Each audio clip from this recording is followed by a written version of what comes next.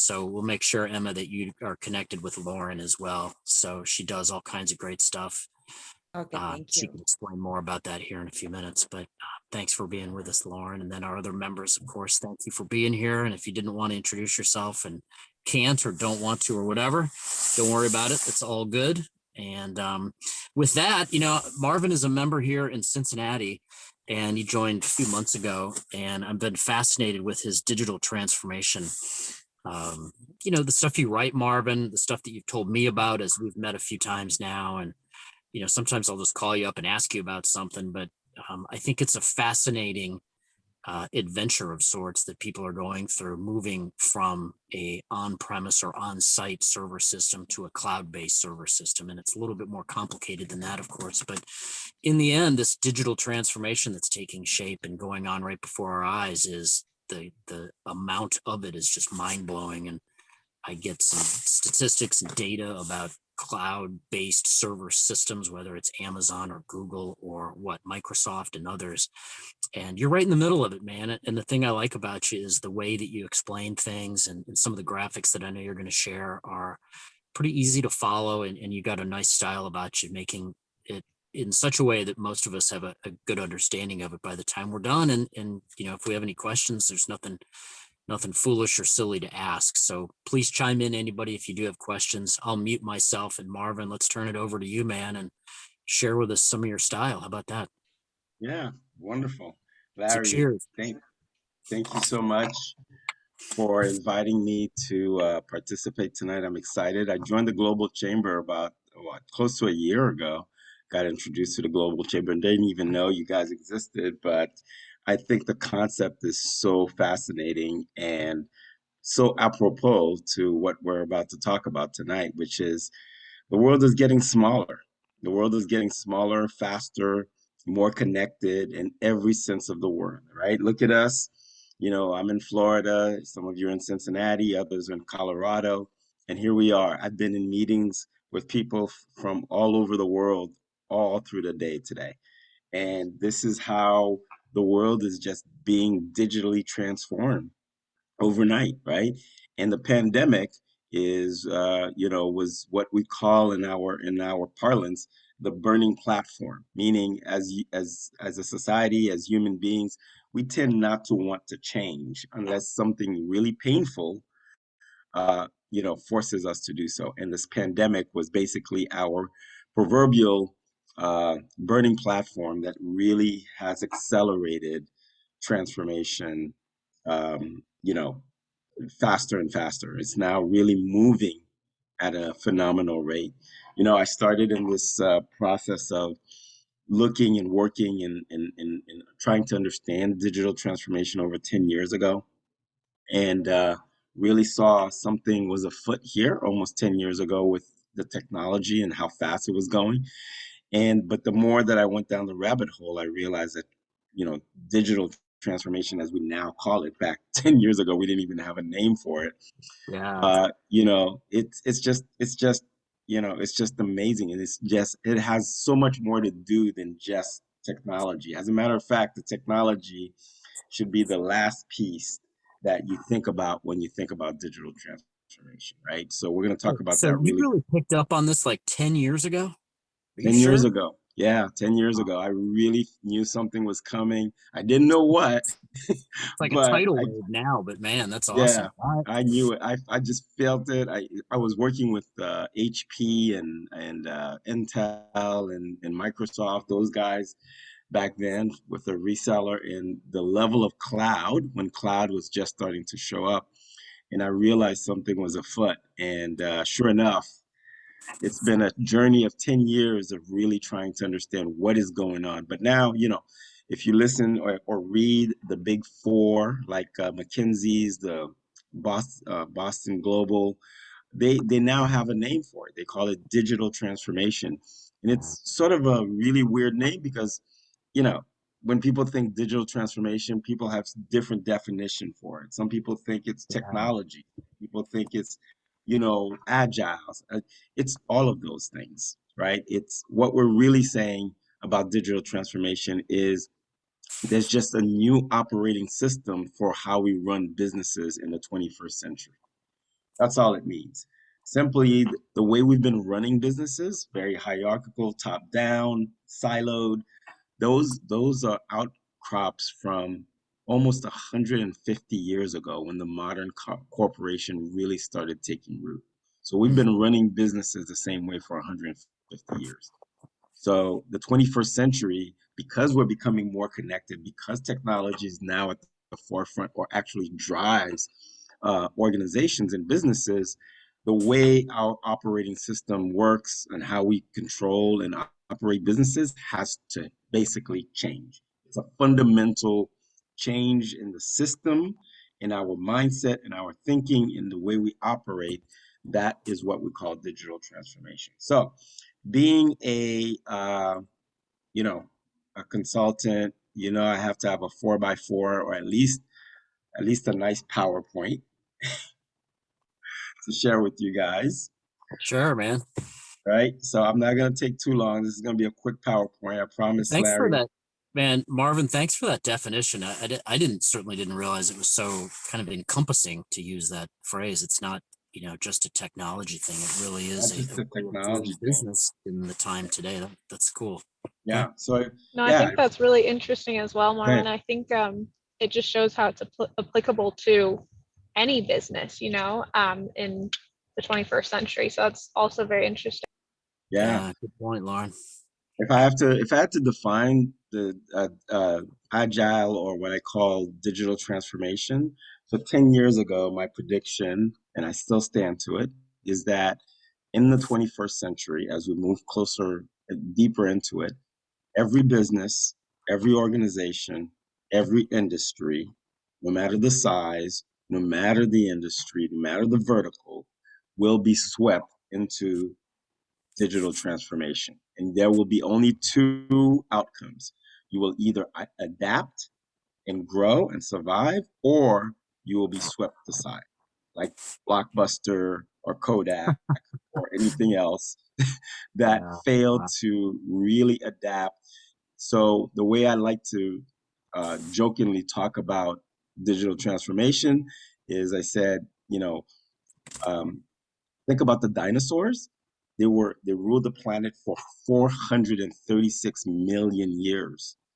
And whatever the theory is, whether it was the volcanoes or, a meteorite, whatever happened, it happened quickly, and that entire species disappeared. So digital transformation is basically our clarion call as business owners and entrepreneurs that it's time to change. And the meteorite has already hit, right? So it's already hit. So the plume of cloud is spreading fast, and you either are going to be one of the big dinosaurs and you can't adapt quickly enough and you're going to be extinct, or you're going to be one of those quick mammals that went underground and really was able to adapt quickly. And once the dust settled and cleared, you ruled the earth. So basically, that's where we are. And Hey, yeah, Marvin, I'm yeah, going to interrupt you here real quick just to say hi to Todd Cornell because he threw a Planet of the Apes reference out at us. And Todd, we were joking earlier about some different things, but welcome, man. Good to see you. You're good to see muted, you. just so you know, but if you want to say hi real quick, you're welcome to do that. All right, cool. Thumbs up, he says. All All right, right, please continue, Marvin. Sorry, man. all right, no problem. Let's do this very quickly because I just want to give Yeah. you guys a 30,000-foot idea of how I think about digital transformation, and I'd love Okay. to get your feedback on what you think about it, right? So, um, so here we go. Let's take a trip down memory lane about 30 years ago. 30 years ago, Sir Tim Berners-Lee invented what we call today the World Wide Web. He didn't invent, obviously, you know, the internet, but he actually perfected the protocol, the HTTP protocol that we use today for all the computers and the websites that we use. They needed to talk to each other, and he was able to develop that protocol that now allows us to have websites, to have social media, and all the wonderful things that we enjoy, right? So Sir Tim Berners-Lee really invented the modern internet, and in 30 years he unleashed a whole new revolution that was worldwide. planet-wide. Now think about the internet, right? If you don't have the internet today, you can't work. You can't even send emails. You can't do pretty much anything, right? So he's revolutionized and really pushed us into what we call the fourth revolution. Now, if you had been there 30 years ago and you saw uh, Sir Tim Berners-Lee invent the internet, and you totally imagine what we are living through today, right? What the internet has allowed Google, Amazon, Apple, Netflix to do today. Now imagine if you were a business back then and you saw that, right? And you knew the potential and the opportunities that were coming your way. What would you have done with your business? Heck, maybe you would have turned down your business and started a brand new business Yeah. completely online because you knew what was coming, right? So the most successful businesses are those that leverage the trends that they see coming for opportunities and growth. That's basically what really separates, the dinosaurs from the mammals, if you want, right? So we know that these massive trends are already taking shape in the world, right? The internet has unleashed so much, and now new technologies are emerging that are now going to define our planet, our society, who we are as species on this planet for the next 100 years, right? So we are at the exciting forefront, the wild west of how things are about to change. There's so many different massive trends that we should be looking at, but I'm just going to share just basically three with you right now, just three, and think about the implications and the ramifications of each one when it comes to our businesses and our lives. So first of all, is a massive customer shift in expectations, right? So now more and more, all of us, we are what we call the anytime, anywhere customer, right? When you need something, you pick up your phone, whether it's Google, whether it's social media, it's wherever, you're connected and you expect to have access to services, information, products, wherever you may be, anytime, anywhere. And more importantly, you want that service to be frictionless, meaning I see it, I want it, I push a button, my data should already be populated. I should be able to pull up my credit card information or my financial transaction data, boom, and it's on its way. More and more customers are imagining it, they're seeing it, they're getting used to it. Amazon's, Google's, Apple's, and the world is spoiling it for everyone else. So now more and more we're demanding this. Think about the implication of that for your business, regardless of what business you have. Some of your services or products need to be self-service, where the client, regardless of what time zone they live in, regardless of what time they access your data, your information, or your products and services on your website, they should be able to do something, get something, right? That's a massive customer shift, and it's happening already more and more.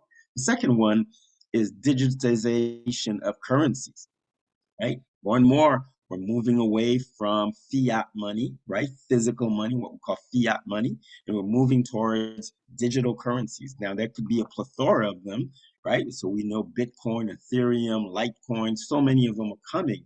But think about the implications, not just about the currency, but really the underlying platform and technology that's underlying, which is the blockchain, right? The blockchain will allow you to do so many transactions that used to take years, months, even days, down to milliseconds, being able to do a financial transaction halfway across the world, being able to sign a smart contract halfway across the world, being able to validate somebody's identity halfway across the world.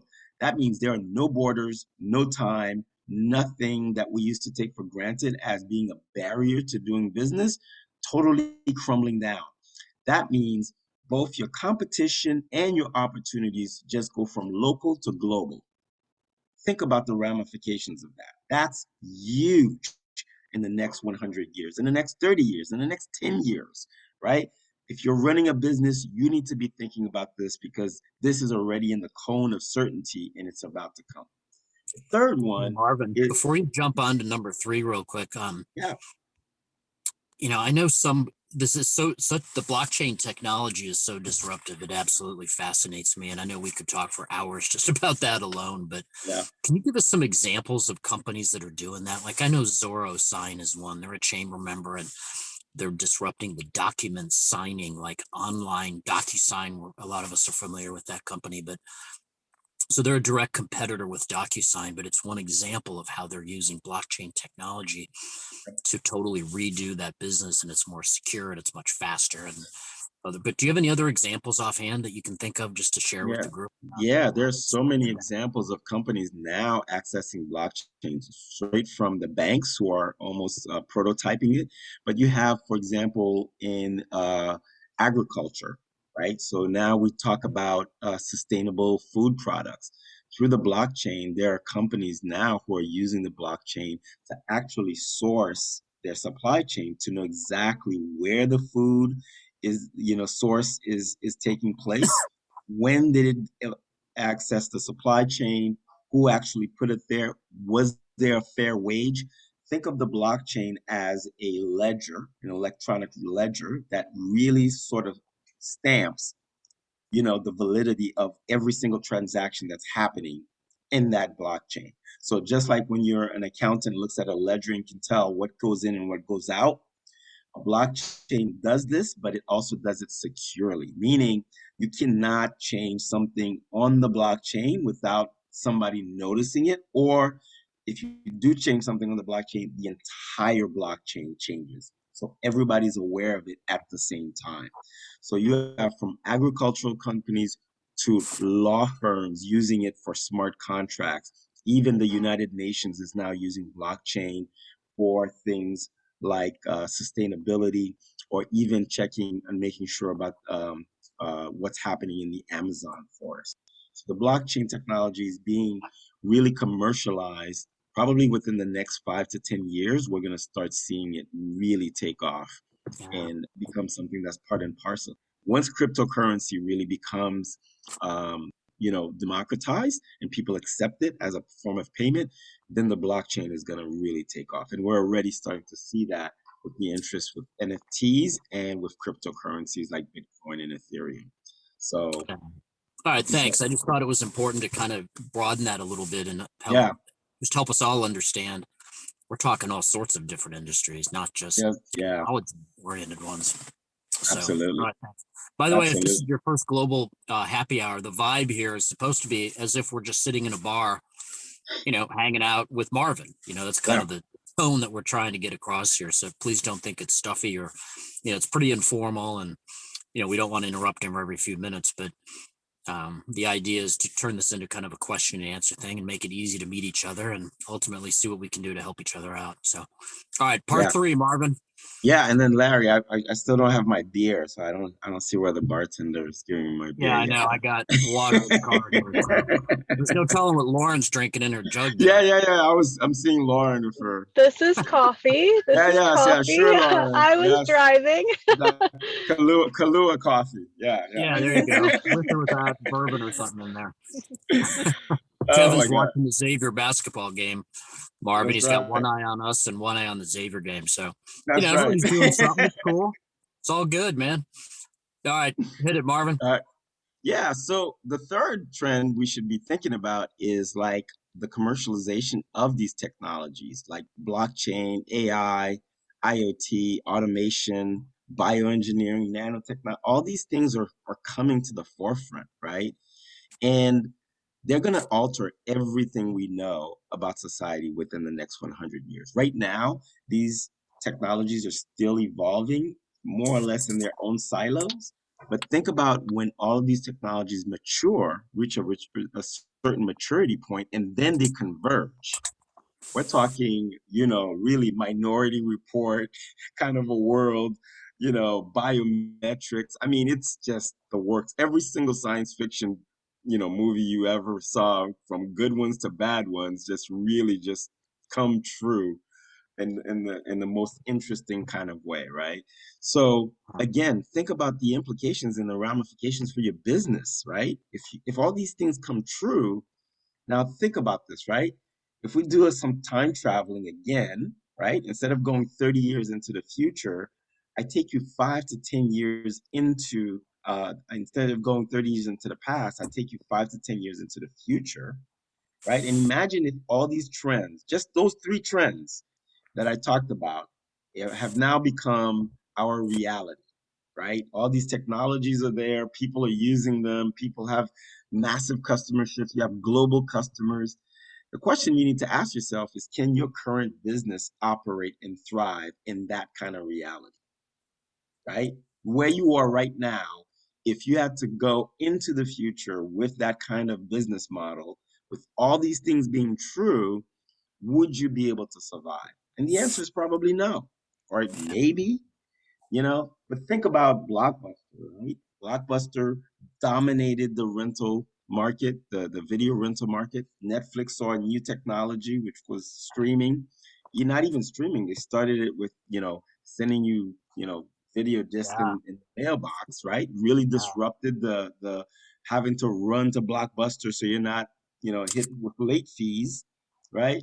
And they were able to leverage that to leapfrog Blockbuster and really take over and dominate the market. But even Netflix now has competition, and your lifespan as a dominant player in your field is starting to even shrink because you have to innovate constantly because now things are moving so much faster. So if Yeah. the answer is no, that you can't survive in that kind of environment in the next 5 to 10 years, then what do you need to do? You need to transform. And you really need to become what I call an intelligent organization. You need to transform your business into a 21st century, digital first, intelligent organization. And, you know, people always say, okay, so what does that mean? That sounds like a big job. And if you really think about the definition of an intelligent organization, here it is. This is my definition of what I call an intelligent organization, right? Not everybody else's, but this is me. This is what I see businesses and organizations being able to be in the 21st century. New and improved organization that has the capacity to be nimble, mobile, social, data-driven, global, customer-centric, knowledge-based, sense of constructive urgency, collaborative at every level, agile, capable of responding to all of its stakeholders, not just its customers, be a 24/7, 365 portal for a now economy manned by knowledge workers. That's the intelligent organization. That's huge. But whether or not you're, Google behemoth or Amazon to the guy selling hot dogs on the side corner of New York, in a New York corner street, all of us are going to be driven by digital transformation. We're going to have technologies you know, that we couldn't even dream about 5, 10 years ago, right?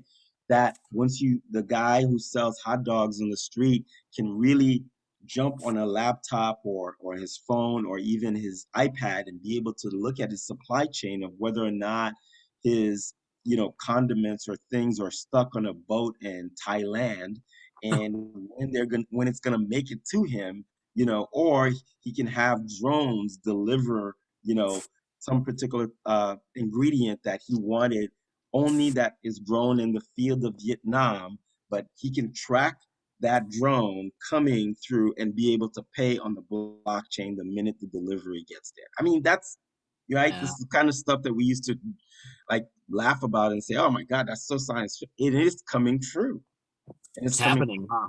It's Yeah. happening. It's happening, and just because it's happening in a very slow kind of way for us doesn't mean it's not happening. It's happening, and the point is, if you're a legacy business based on the way we've always done business, it's very difficult for you to turn the ship because this requires a very different kind of mindset, right? So, what I call crossing the digital chasm, right? The way you do business is encrusted in our heads because that's the way we've seen people do business, for as long as we've wanted to do business. But now it's changing and there are new rules in the world, right? But here's my prediction. Every company, I don't care what size you are, what industry, whether you're a big legacy company, a small one, or whatever, you can thrive in the 21st century. You can shift the way you do business simply by transforming the way teams work, leaders lead, and the organization operates. If you focus on those three areas, right, you can start transforming. So here's my simple equation that I tell all my clients. Here, people come to me and say, Marvin, there's so much. I'm drinking out of a fire hose. I don't know where to start. I don't know where to end. Where do I start on digital transformation?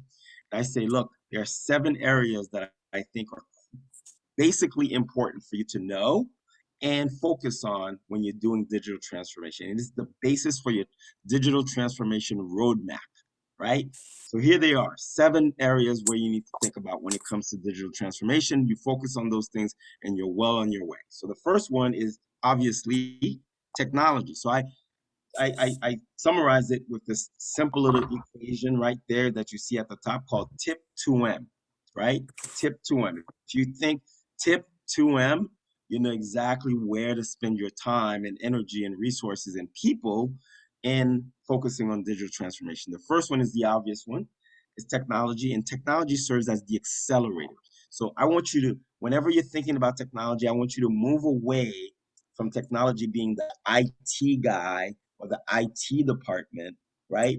And straight up move technology from the periphery into the engine, the motor, the thing that drives the boat, that drives the car, that drives the truck. There's no technology, there is no digital transformation.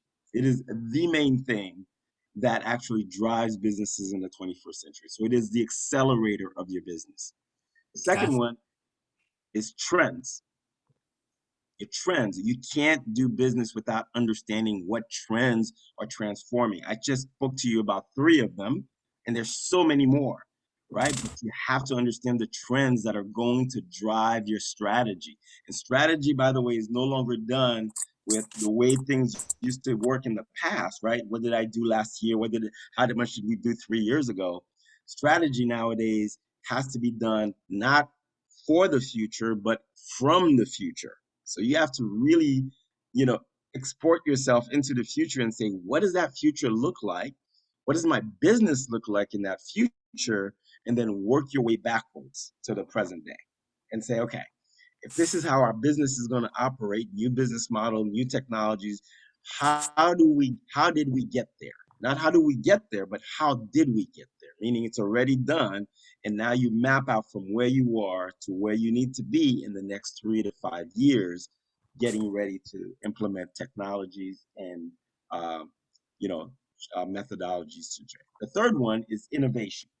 You can't operate your business without innovating. Now, people usually think about innovation as a product or a service. How do I serve the customer? But you can innovate in almost at least 10 different areas of your business, whether it's in the back end, whether it's the product itself, whether it's a process improvement, whether it's your supply chain. There's so many places for you to innovate, but innovate you must. And innovation is no longer the realm of the CEO, the R&D guy.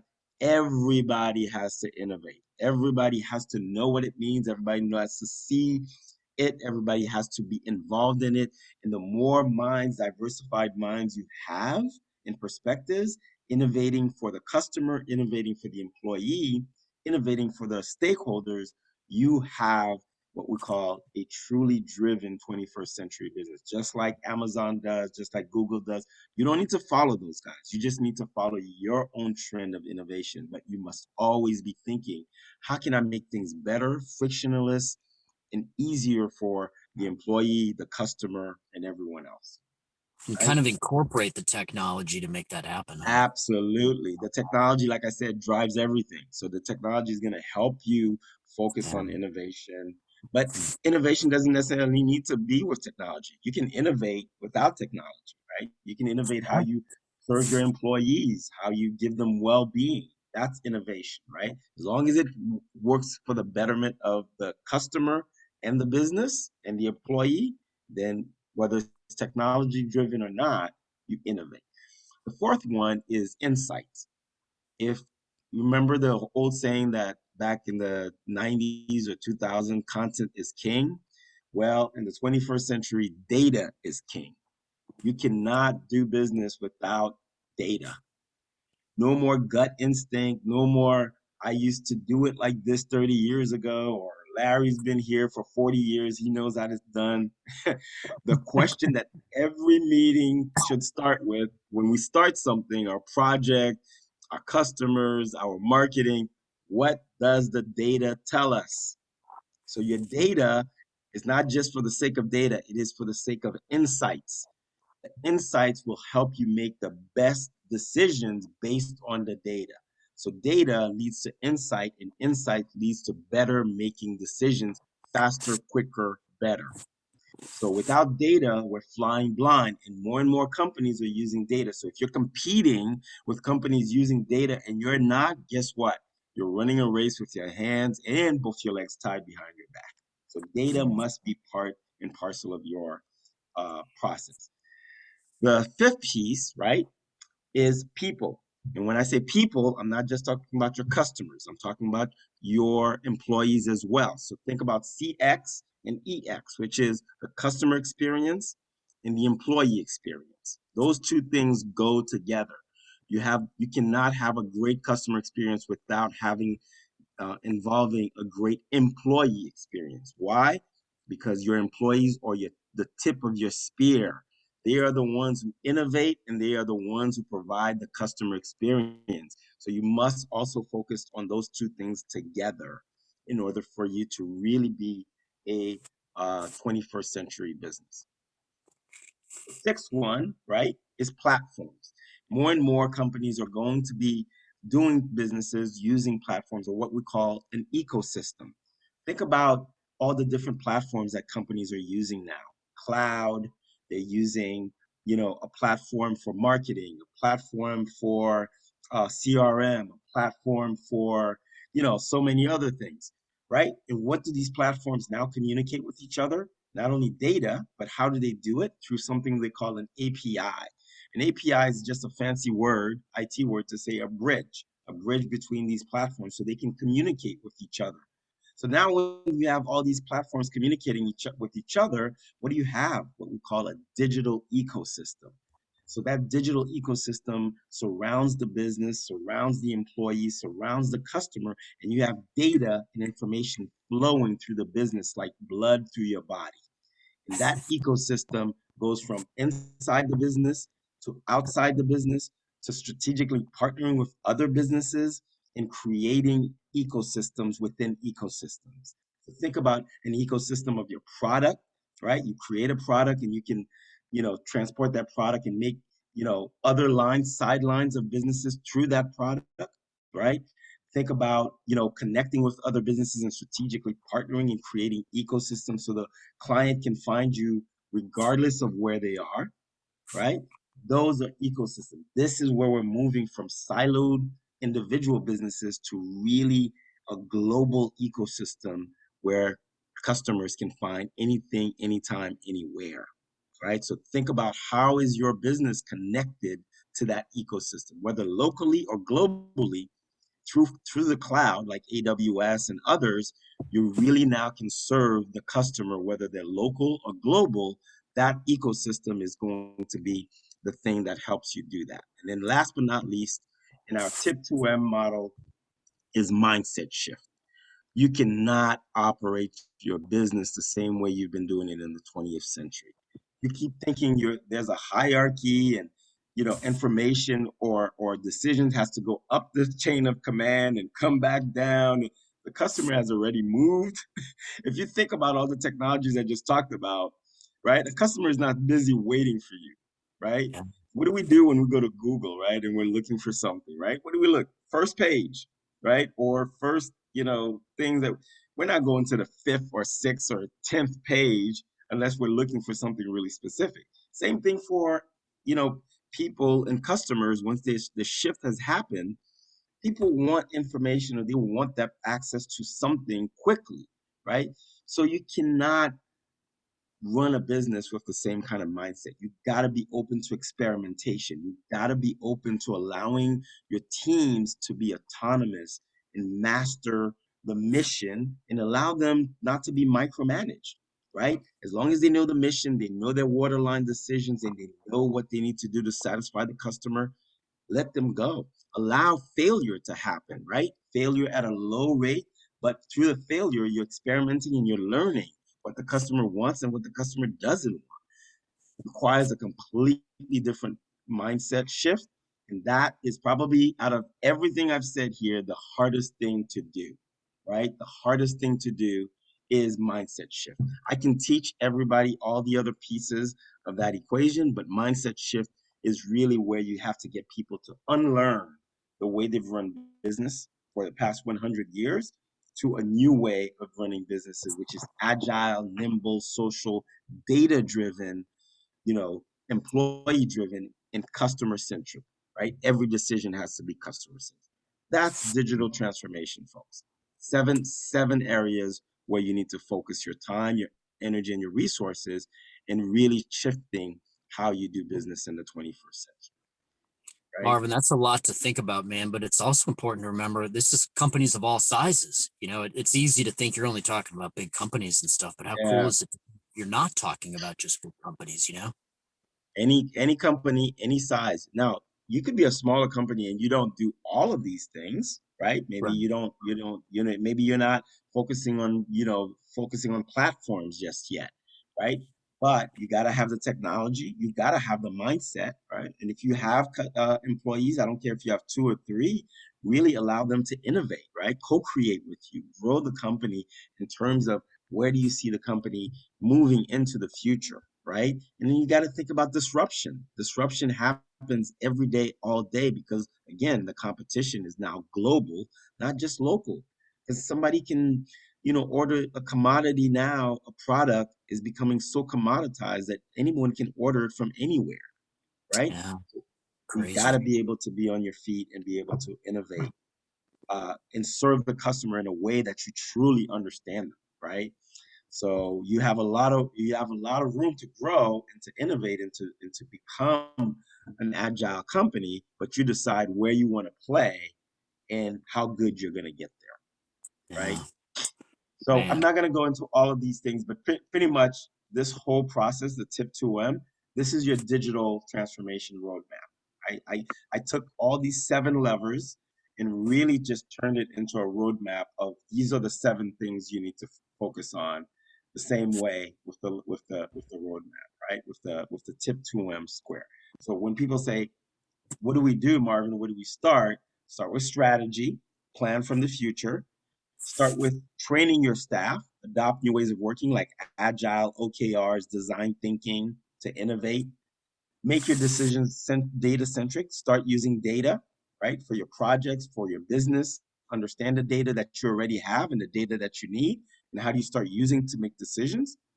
View your business as part of the whole. Become part. Start developing ecosystems first inside the business, and then slowly expanding it outward, right?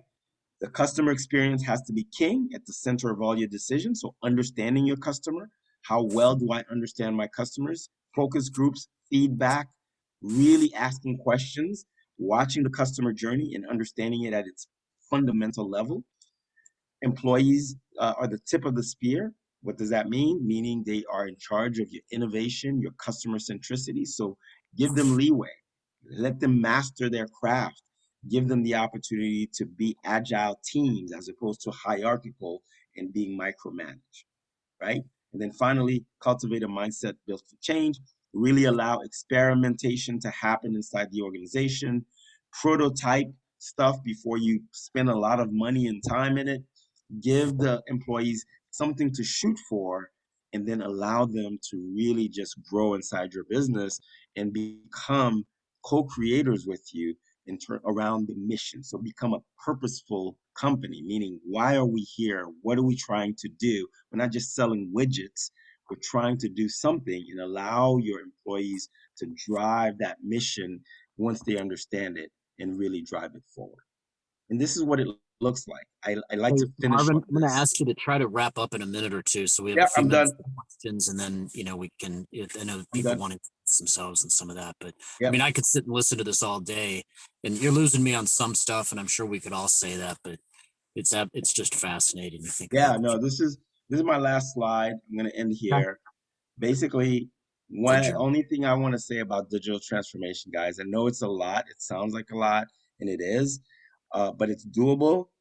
And it's not the picture of the guy reaching the mountaintop and, he's plants the flag and he says, I'm done. I've digitally transformed.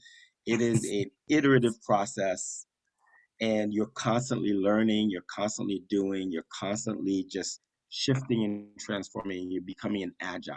So think of your business as a living, breathing organism as opposed to a machine that transforms and changes with information and data all the time. And that's digital transformation journey.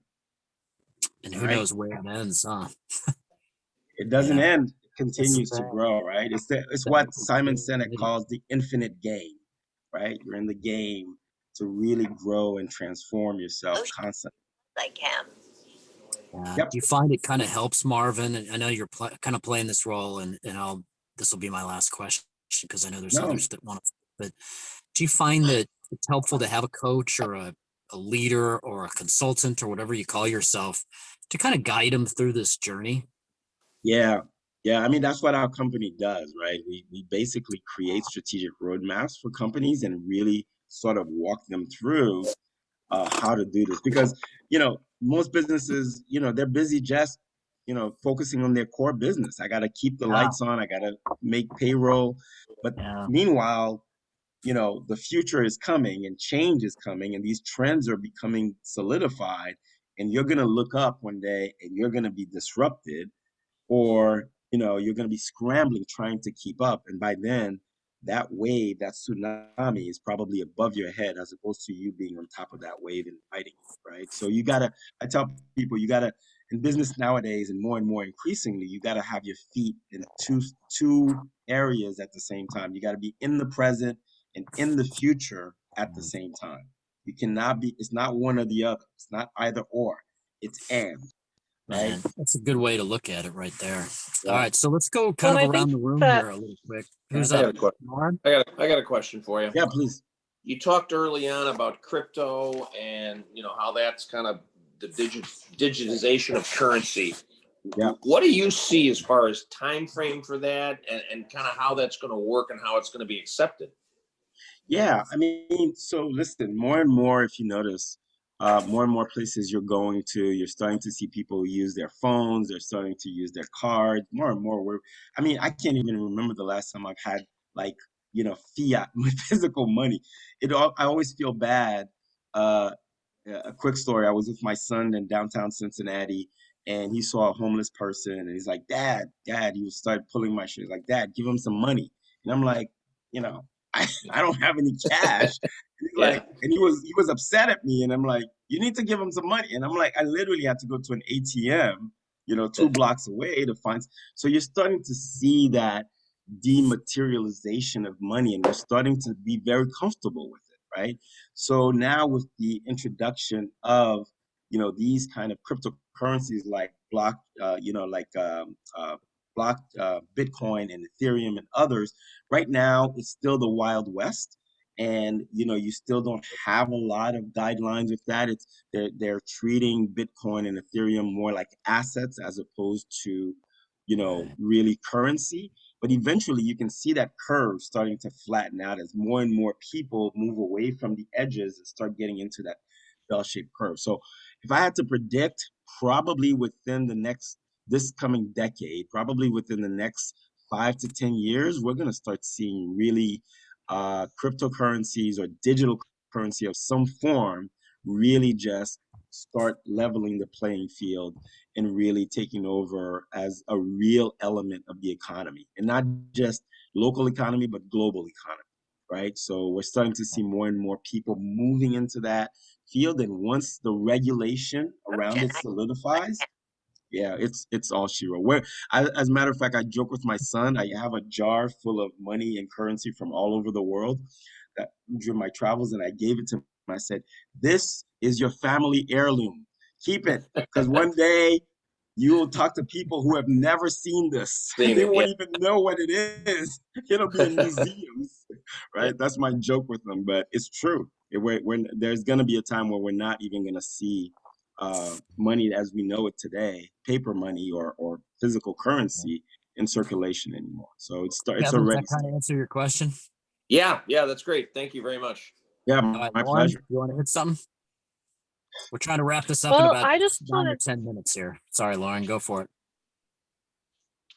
know what I wanted to say is when you were talking about, planning from your future, I think that is such a valuable mindset to have, not just necessarily for your business, but also for your own kind of professional growth and looking at where you want to be in 5 to 10 years. But I think, what I took away from that is maybe that's kind of your first step, is instilling that mindset in yourself and in your employees, where I think about strategic planning. And normally when you're doing a strategic plan, it's like, what are our goals? What are our big rocks that we're trying to tackle in the next 5 to 10 years? But instead, I think what you were saying is look at the next 5 to 10 years and then figure out, what do we need to do to be successful in that environment, in that business world. But also, looking at, if you're trying to progress into this industry, or pursue a career here, what do you need to do? Where's that industry going to be in 5 years?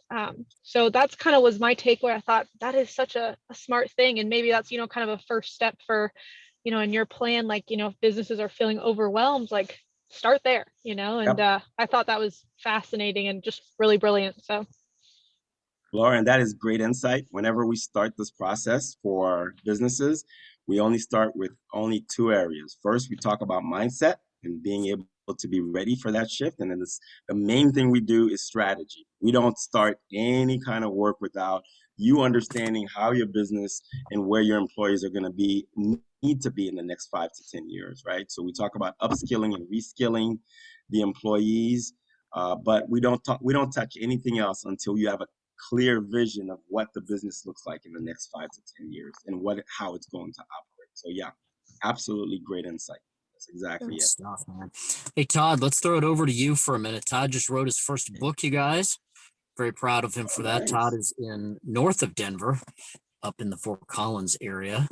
And why don't you say hi real quick, Todd? And of course, if you have any questions or comments or something, the floor is yours. Todd started this whole global happy hour deal. So Todd, thanks for co-hosting here, if you will. Thank you, Larry.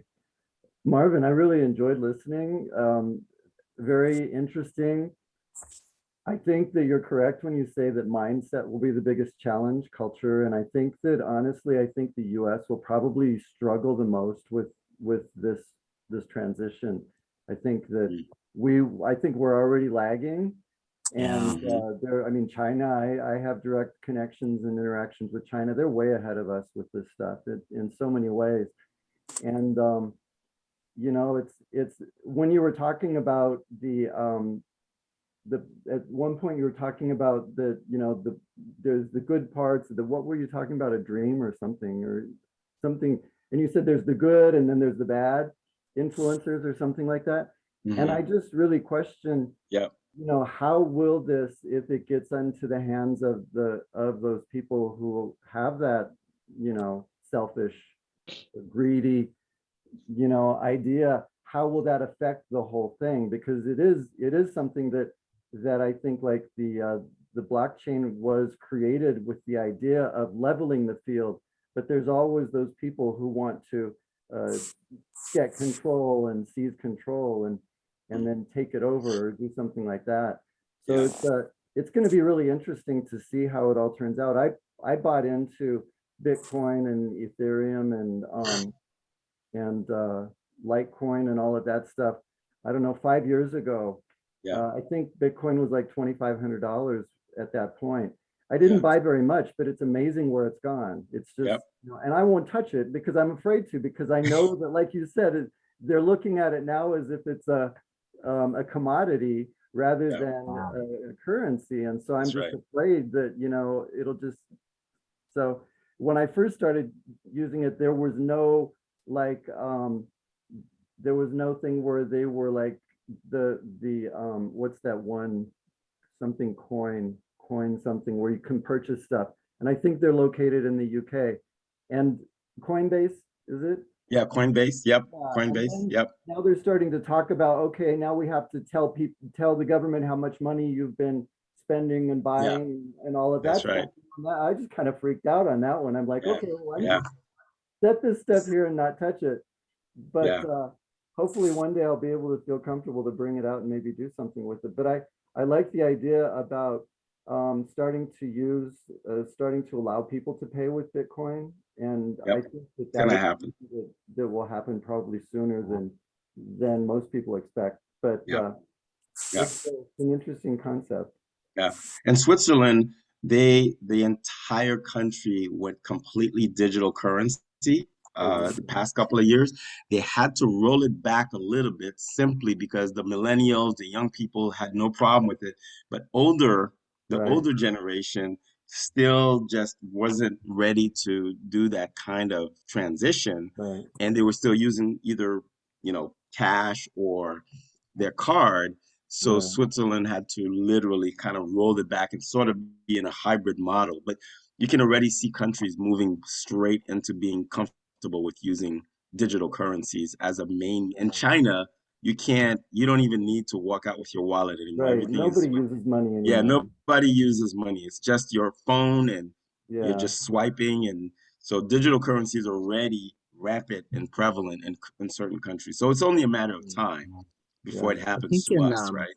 in April I or think May, that we're going to your ask this your company talk, called Celsius to join us on one of these calls. And the ladies in Tel Aviv, Israel, and I hooked her up with Tal out there. And it's a digital wallet is what it is, but you can Yeah. store Bitcoin and lots of other currencies in there and it'll earn interest. And it's just an unbelievably cool company. They're that kind of, and it's disrupting, like you were saying, Marvin, it's disrupting the banking world. Their logo or their motto is unbank yourself. And it's That's it's right. just really, really a cool company called Celsius. All right, I want to give somebody else a chance. If anybody else wants to chime in, we got a couple minutes. Maybe Kevin, if you got any last words, or Kevin again is our board chair here in Cincinnati. Unless he's got his eyes on the Xavier game. I don't have his image up on the screen. He's probably checking out the Xavier game. All right. Oh, you know what? He just checked off. He sent me a note. All right, cool. So Oh, he's okay. out of here. That just leaves a few of us left. If anybody else wants to chime in, just interrupt me. Otherwise, Marvin, thanks, man. You're really an amazing guy, and I love hearing about this stuff. And I don't know, every time I talk to you, I feel like I'm getting a glimpse into the future. And I know we could all just sit here and talk for much longer. And I hate that we have to go here, or at least I do. But certainly, we'll keep in touch with you, Marvin. Yeah, And I no, think that absolutely. that your talk is really fascinating, but it's overwhelming. yeah, It is overwhelming. It's It really is. like you did like a whole like workshop with us just in a really short period of time. Yeah, And yeah, like Larry said, it was just a little bit much. But I think it's fascinating, and I think you've really hit on something here. But I really think that the mindset will be the hardest because I mean, just look at what's going on right now in our country. I mean, it's mindset, yep, you know. yep, yep, And that's what your struggle is going to be, and it's especially the older mindset that's yeah, really fighting for its life, and it will do that, and that's banking, that's the banking industry, that's the oil industry, that's all of these industries that have been so um, entitled for so long. yeah. I mean, listen, I now, we get clients who are and very traditional verticals, right? I mean, we used to never get clients in the banking industry or the but now we're starting to see them come through because again, the pandemic has really just it's the Yeah, meteorite. It's hit, yeah, and that's people is true. like scrambling, right? Or it's Noah's Ark, so to speak, and people uh, are scrambling and trying to find the ark. But Yeah, unfortunately, digital transformation is not a silver bullet, right? You don't just right. do digital transformation and it happens overnight. It's a process. And I Mhm. tell, my first conversation is with the CEO is like, how ready are you to really commit to transformation? Because this is not going to be fun and it's not going to be it's going to be painful at some. But if you stick with it, you can be Best Buy, right? Who's really reimagined its business Mhm. model, or you can be those companies that are actually, turning the ship around. Like Adobe and even Experian just went through their digital transformation and really doing some great stuff. So it is possible, and some companies are going to survive if they do it, but the window is closing very, very fast. Lauren, Lauren's really involved with an aspect of the Global Chamber called Young Global Leaders. And Marie or anybody else that's on the call, if you want to chime in, be sure to do that because we're going to bug off here in a minute. But Lauren, he would be great to talk to in a Young Global Leaders call because his approach is so, global, and God only knows there must be all kinds of opportunities for employment, with with the touches the digital transformation journey. What do you think? It's funny that you say that, Larry, because I was just thinking, we talk about the student projects that we have, the different opportunities, and what a cool project would it be to kind of help this digital transformation journey with a business, to kind of head that, and work with people like Marvin, and be able to do something like that. That would be an awesome project. So that's definitely something to think about. Yeah, we'll have to tee that up somehow. All right, well, no one else has chimed in, and we've reached the end of our hour here. But Marvin, thanks so much, man. We really appreciate it. We're going to do a little bit of promoting with this call, and we'll have some fun in the afterlife, I like to call it, where we can send pieces of this conversation, some of that to some different members that couldn't be here for whatever reason. Ivan is one. So anyway, Todd, great seeing you. Good seeing you, everybody. Lauren, thanks so much for all Thank that you, guys. And once again, Marvin, we'll give you the last word. Guys, again, it's my pleasure to talk about this. I've been drumming this for the past 10 years. So it's been great to continue doing so. My thing is, we need to evangelize this because more and more companies need this.